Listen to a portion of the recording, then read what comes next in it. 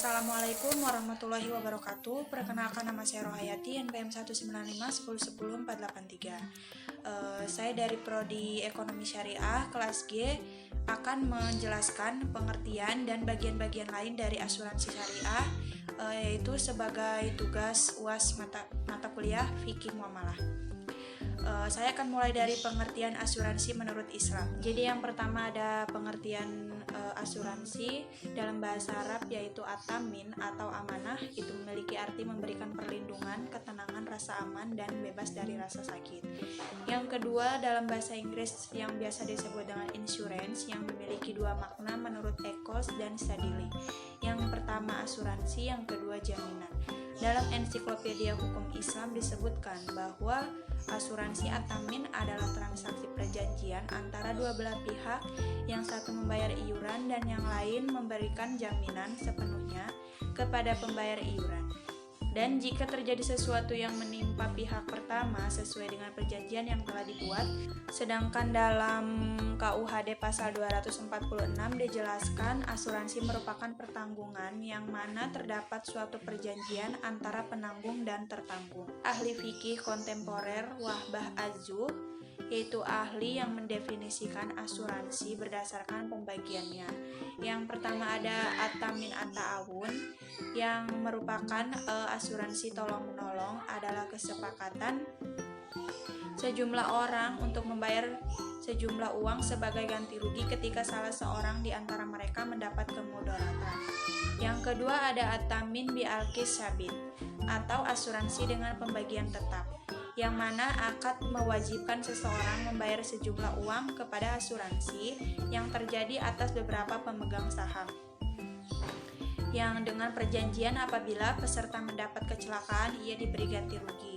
Kemudian asuransi syariah didefinisikan sebagai usaha saling melindungi dan tolong-menolong di antara sejumlah orang atau pihak melalui investasi dalam bentuk aset atau tabarruk, memberikan pola pengembalian untuk menghadapi resiko tertentu melalui akad yang sesuai dengan syariah. Dalam pengelolaan dan penanggungan resiko, asuransi syariah tidak memperbolehkan adanya gharar, maisir, dan riba.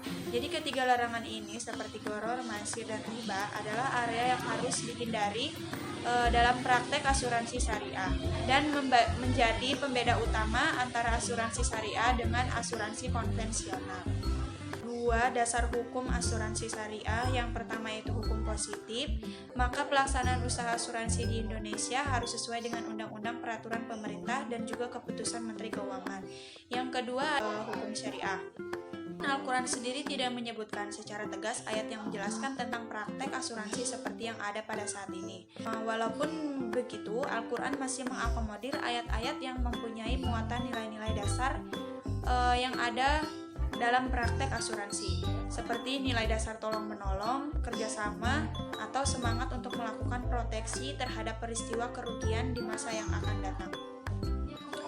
Dalil tersebut antara lain terdapat dalam surat Al-Maidah ayat 2, dan tolong-menolonglah kamu dalam mengerjakan kebaikan dan takwa, dan jangan tolong-menolong dalam berbuat dosa dan pelanggaran, dan bertakwalah kamu kepada Allah, sesungguhnya amat berat siksanya. Jadi ayat di atas memuat kata perintah amar, yaitu tolong-menolong antar sesama manusia. Dalam bisnis asuransi ini terlihat dalam praktek kerelaan anggota nasabah untuk menyisihkan dananya agar digunakan sebagai dana sosial atau tabarruk, yang berbentuk rekening tabaru yang berfungsi untuk menolong salah satu anggota yang sedang mengalami musibah.